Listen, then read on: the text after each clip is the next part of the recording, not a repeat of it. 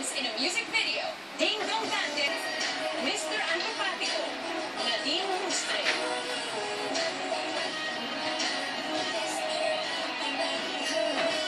Janela Salvador. Thursdays with Robbie, and we are still here sa LPU, of course, for the Umalahocan 2015. Talking about that one, maraming salamat po sa bubuo ng Umalahocan 2015 because, you know, maraming salamat po as well to the JD fans kasi nakasama ko sila last Sunday for the ASAP Fans Day. Grabe.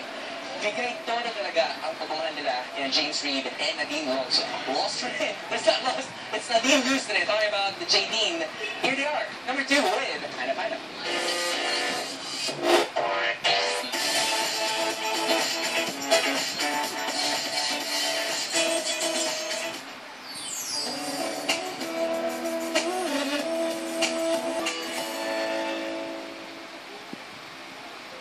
JD number 2, Hanap Hanap. Grabe talaga yung couple na yun.